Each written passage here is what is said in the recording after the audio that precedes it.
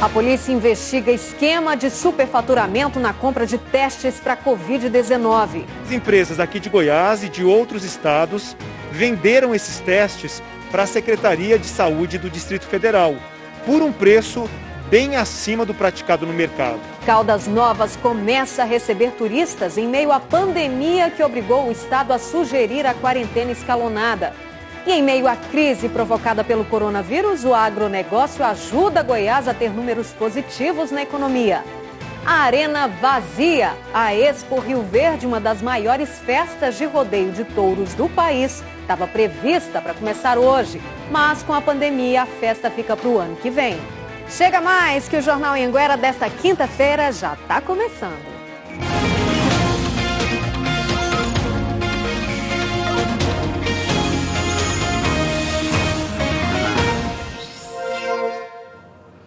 Olá, boa noite. Agora são 7h11 e o Ministério Público de Brasília apura a participação de 3 empresas goianas num esquema de compra irregular de testes para Covid-19 que envolve servidores da Secretaria de Saúde do Distrito Federal. As investigações apontam que houve favorecimento na escolha dos fornecedores e superfaturamento. Equipes do GAECO, o grupo do Ministério Público que combate o crime organizado, cumpriram os mandados em 2 empresas de Goiânia, no Jardim América e no setor Santa Genoveva. A ordem judicial era para apreender documentos, computadores e celulares. A investigação é do Ministério Público do Distrito Federal. As empresas investigadas aqui são a Goiáses Biotecnologia e a Supermédica Distribuidora, que, segundo os promotores, não tinha habilitação jurídica e nem registro do produto que pretendia distribuir. Por isso, deveria ter sido reprovada, o que não aconteceu. Ela não participou de um contrato sem licitação, não ganhou, não tem nenhum vínculo com o ente público. Não existe nenhuma irregularidade que a empresa tenha participado. A empresa é extremamente séria. Outra empresa goiana alvo da operação é a BC Distribuidora Hospitalar, que fica em Formosa, no entorno da capital federal. A investigação apura um esquema que foi criado para favorecer algumas empresas e também para superfaturar a venda de testes para a Covid-19. Algumas empresas aqui de Goiás e de outros estados venderam esses testes para a Secretaria de Saúde do Distrito Federal, por um preço bem acima do praticado no mercado. Tudo com o consentimento de funcionários da Secretaria, conforme apuraram os promotores. As investigações apontam ainda que entre as empresas existiam as meramente figurantes, em um jogo de cartas marcadas, para a aquisição de produtos superfaturados. Os promotores suspeitam que uma organização criminosa se instalou na Secretaria de Saúde do DF para direcionar as compras dos testes rápidos, feitas sem licitação. A operação foi feita em outros 6 estados e no DF. 600 promotores e policiais foram a endereços de empresários e nas sedes das empresas que venderam os testes. Há indícios ainda de que estes testes entregues eram de marcas diferentes e de qualidade inferior dos que foram pagos. A Secretaria de Saúde do Distrito Federal diz que todos os testes comprados têm o certificado da Anvisa e, portanto, foram testados e aprovados pelo órgão federal. Diz também que os preços são os praticados no mercado e as compras foram efetuadas avaliando as marcas apresentadas, os certificados de qualidade e os menores valores. Em relação aos servidores investigados, a Secretaria de Saúde do DF afirmou que eles são profissionais que contam com toda a confiança da pasta, que farão as defesas e continuarão exercendo as funções porque não há nada que desabone a conduta deles até o momento. Nós não conseguimos contato com a defesa da Goiáses Biotecnologia de Goiânia e BC Distribuidora Hospitalar de Formosa, lá no entorno. E quase 100 aparelhos de celular foram apreendidos hoje na BR-060 em Rio Verde, lá no sudoeste do estado. E tudo estava escondido, sabe onde? Na lataria do carro. O Fábio Lemen está ao vivo e traz os detalhes para a gente. Boa noite para você, Fábio.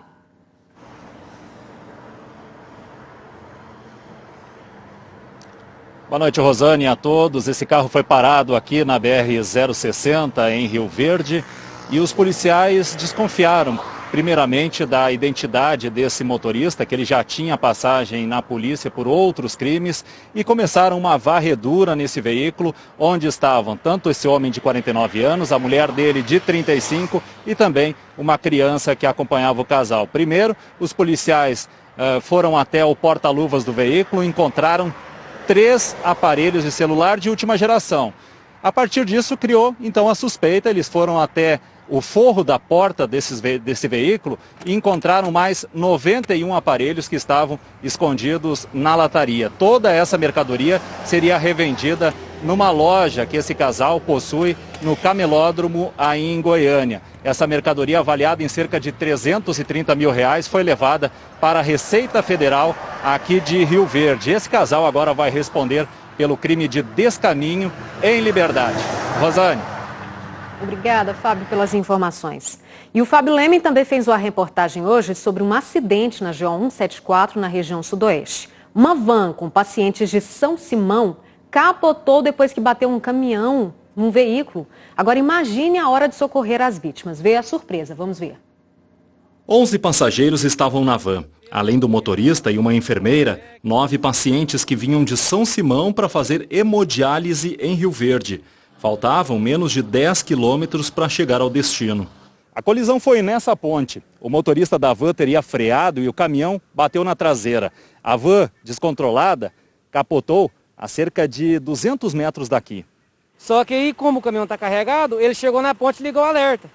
Aí, como não deu tempo de eu frear, fui onde que eu deu de pegar na traseira dele, eu tentei aliviar para não bater de novo, eu saí para a direita. Aí, no que eu saí para a direita, eu bati no meio dele. Onde que eu bati no meio dele foi onde que ela virou. Com a batida, a parte da frente do caminhão ficou bastante danificada. Todos os passageiros da van usavam o cinto de segurança, o que ajudou a proteger depois que o veículo tombou. Pacientes que estavam em outra van de Itarumã, que também vinham para Rio Verde, ajudaram no resgate antes da chegada dos bombeiros. Poderia ocorrer uma gravidade maior no acidente aí. Felizmente aí não foi tão grave, né, na verdade. Mais 24 mortes pela Covid-19 foram registradas em Goiás. Você acompanha comigo aí no telão, olha só aqui atrás de mim. 545 mortes, então, até agora. 26.263 casos foram confirmados, 63.163 casos suspeitos e 30.754 casos já foram descartados. E mais um profissional de saúde morreu com a Covid-19 aqui em Goiânia. O médico Josias Rosa da Silva, de 77 anos, atuava na área de ginecologia e obstetrícia e integrava o corpo clínico do antigo Hospital Monte Sinai, do bairro Ipiranga, hoje o Hospital Rui Azeredo. Por meio de nota, o Conselho Regional de Medicina lamentou a morte do médico. O profissional deixou a esposa e 3 filhos. Josias faz parte dos 258 médicos do estado que testaram positivo para o novo coronavírus. Ao todo, segundo a Secretaria Estadual de Saúde, 1.820 profissionais da saúde foram infectados pelo vírus aqui em Goiás. E hoje em Jataí, pelo segundo dia consecutivo, teve protesto de comerciantes em frente à prefeitura. Os empresários são contra o fechamento do comércio. O grupo levou faixas e cartazes para chamar a atenção do prefeito. Trabalhadores da construção civil também participaram da manifestação. O prefeito Vinícius Luz já anunciou que o município vai aderir ao decreto do governo do estado a partir da próxima segunda-feira. Em Jataí foram registrados até o momento 398 casos da Covid-19 e 5 mortes pela doença. A assessoria de comunicação da Prefeitura de Jataí informou que o prefeito está analisando as reivindicações dos manifestantes e que o decreto definitivo sobre o fechamento do comércio deve ser publicado até amanhã à tarde. E hoje as cidades do entorno de Brasília começaram a pôr em prática as medidas adotadas pelos prefeitos em relação ao combate ao coronavírus. Dos 12 municípios da região, apenas Formosa vai seguir o decreto de quarentena alternada do governador Ronaldo Caiado. A cidade é uma das que apresentaram maior crescimento do número de casos infectados nos últimos dias aqui no estado. Formosa fizeram uma carreata na manhã desta quinta-feira no centro da cidade. Diversas pessoas acompanharam o ato na calçada. Eles pedem a reabertura do comércio local. Os manifestantes carregavam cartazes dizendo que a culpa da contaminação não é das empresas. O município decidiu seguir a orientação do governador Ronaldo Caiado em intercalar a reabertura das lojas. Hoje a cidade tem 317 casos confirmados da Covid-19 e 4 mortes. 12 prefeitos de municípios mais próximos ao Distrito Federal se reuniram para encontrar formas de combate à proliferação do novo coronavírus. Eles seguem as mesmas medidas adotadas pelo governador do DF. O comércio segue aberto, mas com horário especial de funcionamento. De segunda a sexta-feira, nós reduzimos um pouco o horário não essencial das 9 até as 17 horas e o essencial das 6 até as 21 horas. Já nos finais de semana, a partir das 3 da tarde, só podem abrir os postos de combustíveis, distribuidoras de gás e farmácias. Aqui em Lusiânia, por exemplo, a prefeitura vai fiscalizar até as residências que estiverem realizando festas. A multa pode passar de R$2.000. Nós iremos reforçar a fiscalização das festas, aquelas festas clandestinas que vêm acontecendo nas residências. Assim, evitar todo e qualquer tipo de aglomeração, que seja dentro de um supermercado, que seja juntamente com toda a família. Nós precisamos nos cuidar e só assim nós iremos vencer esta pandemia. A assessoria da Prefeitura de Formosa diz que não vai se manifestar sobre o protesto. E olha, menos de 48 horas depois, a Justiça suspendeu a validade do decreto da Prefeitura de Goiânia, que determina o fechamento alternado do comércio na capital. Com isso, os estabelecimentos não essenciais podem reabrir. A Prefeitura de Goiânia disse que ainda não foi notificada da liminar. E a Defensoria Pública de Goiás recomendou: todo município com mais de 100 casos de Covid-19 deve seguir medidas do decreto estadual para controle do coronavírus. Anápolis é uma das cidades da lista. Então vamos saber agora os detalhes com Bruno Mendes, porque, Bruno, não é uma determinação, né? Boa noite para você.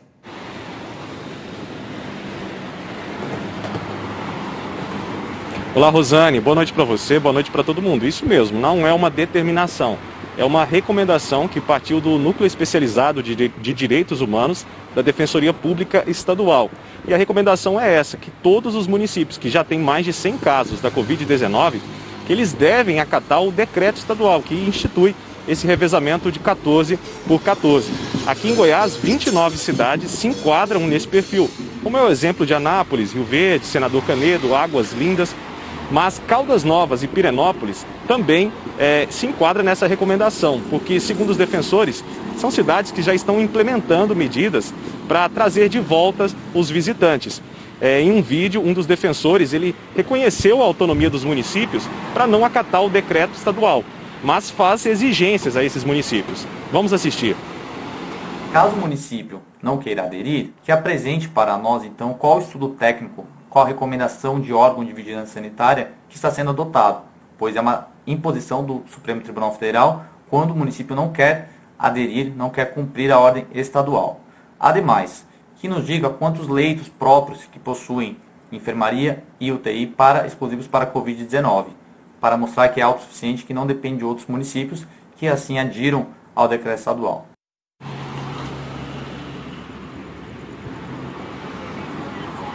Segundo o defensor, acatar o decreto estadual é necessário para evitar 18.000 mortes que foram previstas pela Universidade Federal de Goiás em um estudo que diz que isso vai acontecer caso as medidas de isolamento não sejam tomadas. Os municípios têm um prazo de 48 horas para responder à Defensoria Pública Estadual. Em nota, a Associação Goiana de Municípios disse que respeita a recomendação da Defensoria Pública Estadual e que tem orientado todos os associados a acatarem o decreto. E que aqueles que não fizerem isso devem sim apresentar os dados, que são baseados em notas técnicas da vigilância sanitária. Rosane? Ô Bruno, mas como é que fica a situação em Anápolis, tendo em vista que o prefeito determinou aí medidas mais severas, a partir de amanhã? Como é que fica a cidade de Anápolis especificamente?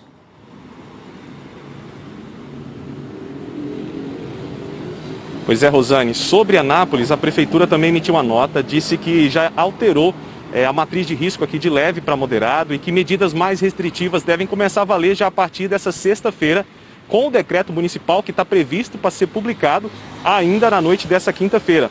A nota também informou que as ações de enfrentamento da Covid-19 tomadas aqui na cidade, elas se baseiam numa matriz de risco do Ministério da Saúde, que está de acordo, inclusive, com a Organização Mundial da Saúde. E a gente chega com dados também, Rosane, atualizados da Covid aqui na cidade, porque hoje Anápolis ultrapassou a marca de 1.000 casos da doença. São mais de 40 novos casos registrados hoje e mais 3 mortes, elevando para 21 o total de óbitos de moradores aqui na cidade. Rosane. Obrigada, Bruno, pelas informações. E o Hospital de Campanha de Itumbiara, inaugurado ontem para atender casos de Covid-19, recebeu hoje os primeiros pacientes. São uma mulher de 79 anos de Itumbiara e um homem de 61 anos de Morrinhos. A mulher está internada na enfermaria, está consciente e com respiração espontânea. O homem está em estado regular, segundo o hospital. E Caldas Novas já começou a receber turistas para as férias de julho. A cidade, que fechou os hotéis no início da pandemia, reabriu para o turismo ontem. Os detalhes com Jonathan Moreira. Boa noite, Jonathan.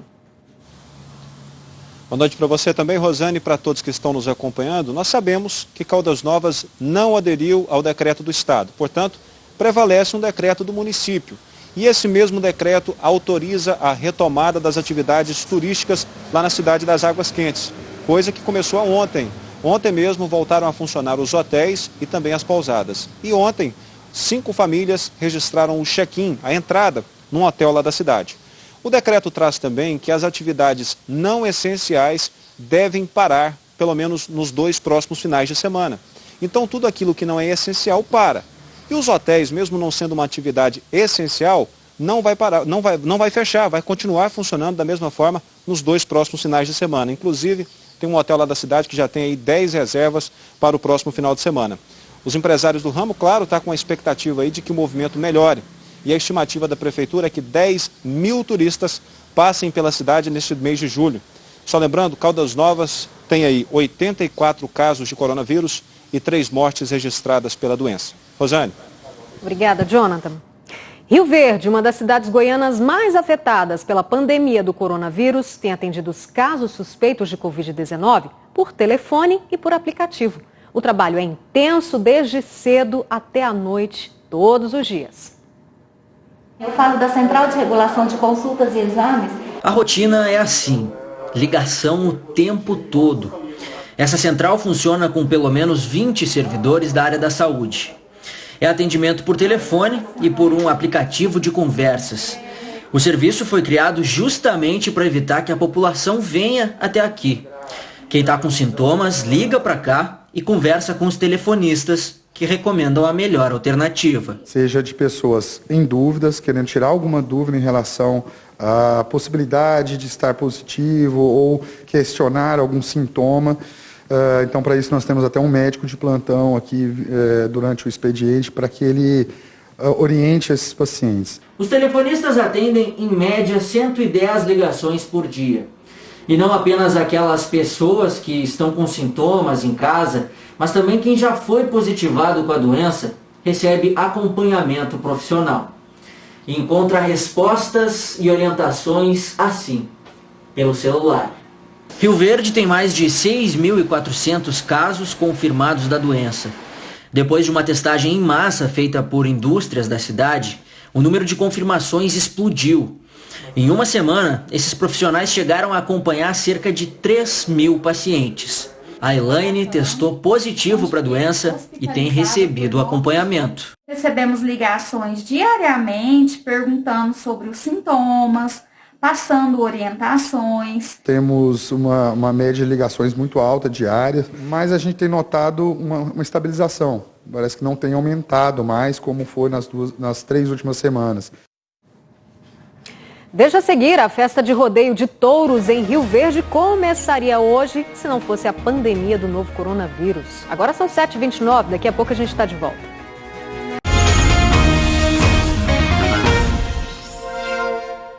A gente está de volta e a Polícia Civil do Distrito Federal fez hoje uma operação contra um grupo suspeito de assaltar casas em Brasília. Parte do grupo foi presa aqui em Goiás e o Danilo Moreira vem chegando com os detalhes para a gente. Boa noite, Danilo, é com você.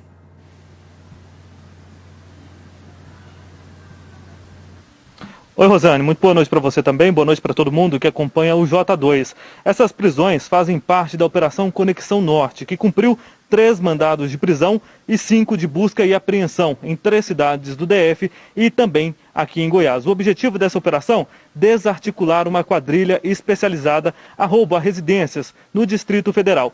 Em um dos crimes cometidos por essa quadrilha, os homens invadiram a casa de um delegado no Distrito Federal. Um desses homens acabou sendo baleado. O comparsa dele conseguiu fugir, mas foi preso dias após o crime na cidade de Aparecida de Goiânia. Na operação de hoje, 3 homens foram presos. 2 no Distrito Federal, nas cidades de Ceilândia e também no Paranoá. 1 na cidade de Águas Lindas de Goiás, aqui na região do entorno. Rosane, eles podem responder por formação de quadrilha e também por assaltos. Volto com você. Obrigada, Danilo, pelas informações. E olha, mais uma mudança, viu, provocada pela pandemia do coronavírus que afeta todo mundo. O Congresso adiou as eleições municipais deste ano para novembro. O Adriano Regis está com a gente. Boa noite, Adriano. Então, como é que ficou o calendário eleitoral, Adriano?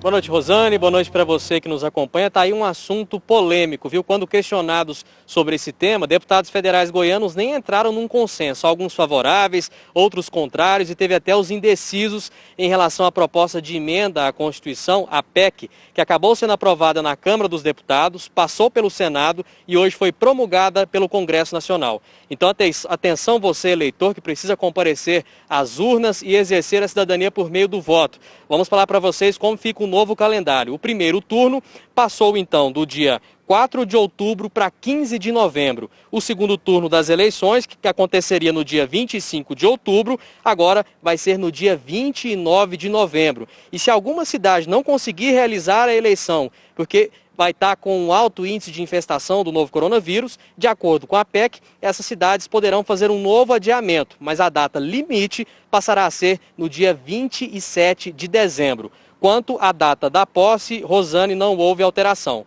Está marcada para 1º de janeiro de 2021. Rosane. Tá certo, Adriano. Obrigada. A gente segue acompanhando, né? E o frio, hein, gente? Quem mora nas regiões sul e sudoeste do estado enfrentou temperaturas de até 8 graus bem cedinho. Aí imagina a dificuldade que foi levantar da cama. De acordo com a meteorologia, as temperaturas baixaram por causa de uma massa de ar frio que passou pelo Brasil e acabou afetando algumas regiões do estado. Mas, gente, quem saiu de casa precisou do bom e velho agasalho para dar conta daquele ventinho frio, né? E para quem gosta da temperatura mais baixa, a notícia é triste, viu? O frio foi passageiro. Amanhã a temperatura volta ao normal. Olha aí na previsão do tempo.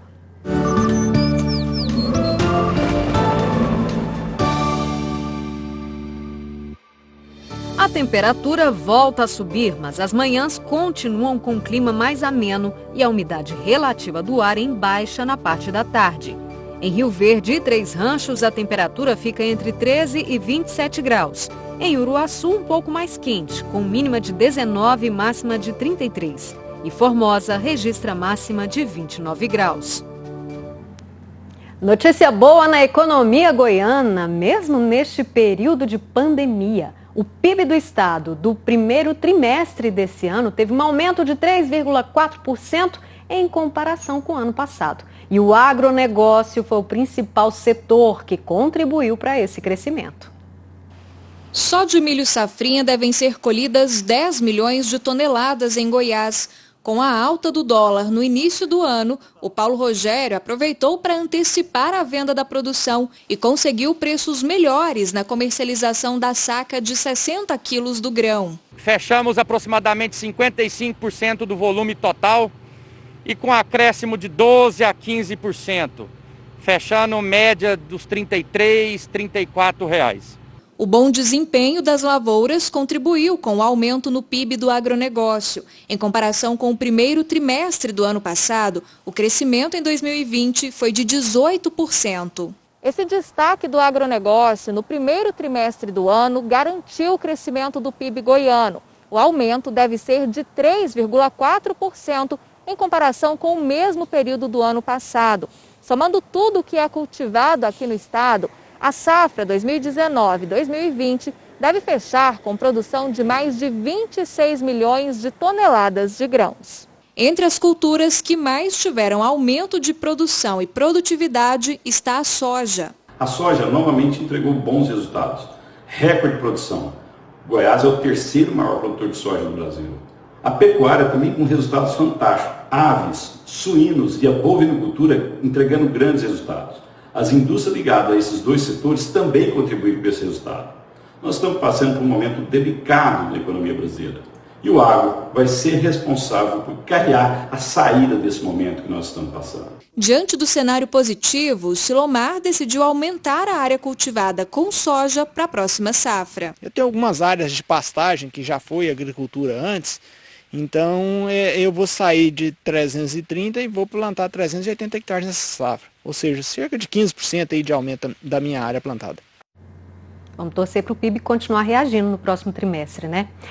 Se não fosse a pandemia, hoje começaria a Expo Rio Verde. E nesse primeiro dia de festa estava prevista a abertura do rodeio de touros, que é considerado o melhor do país.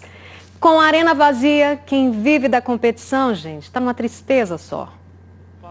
O Ted é peão de rodeio, já tem 12 anos de estrada, foi campeão em Barretos e coleciona prêmios, como carros e motos. Para ele, não tem nada como competir em casa, o que não vai ser possível esse ano. A gente sempre tem esperança e sonho de sempre conseguir ganhar mais, né? Conseguir alcançar os objetivos. Só que, como esse ano não vai ter como, né? Vamos ter que adiar para o ano que vem. Não poder competir é pior que enfrentar touro brabo. O Lauro até tentou, só que não conseguiu segurar a emoção. Não há peão forte que aguente ver a arena vazia, sem toda aquela estrutura de arquibancadas e camarotes, com capacidade para 14 mil pessoas. Isso aqui eu considero como sendo um filho meu. Esse ano eu estava fazendo 32 anos de rodeio, eu que tive a oportunidade de começar aqui, como o pessoal fala, na estaca zero. A gente que está no rodeio é muito difícil. Hoje seria a abertura do rodeio, com a tradicional queima de fogos. Estavam previstas 30 montarias nessa primeira noite, com peões e animais premiados no Brasil e no mundo. Praticamente não foi cancelado, apenas foi adiado o evento para 8 a 11 de julho de 2021. O pessoal da diretoria vai fazer agora à noite uma abertura simbólica do rodeio, a partir das 8h30. Vamos vir aqui fazer uma oração, agradecer a Deus. O rodeio de Rio Verde é emoção, mas também é geração de empregos. Só aqui para esse espaço onde fica a arena, seriam contratadas 250 pessoas para trabalhar na montagem e desmontagem da estrutura. Movimentava hotel, o rodeio movimentava, os cantores também vinham com toda a sua equipe para cá. Então, realmente, o comércio de Rio Verde dava aquele up. Quem vai guardar aqui dentro a emoção, para o ano que vem vai ser dobrada, né?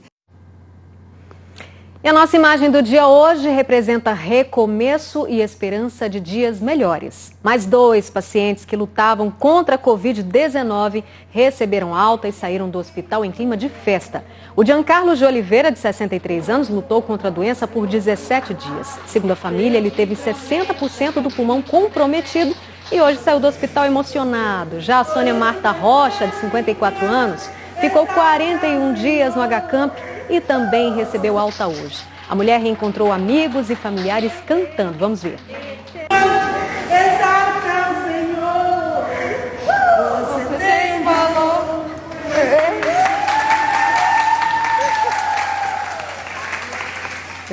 Coisa boa, né? Uma ótima noite para você. Dias melhores virão, sim, se Deus quiser. Um beijo, um cheiro para vocês. A gente encerra hoje com imagens de Catalão. Tchau, tchau.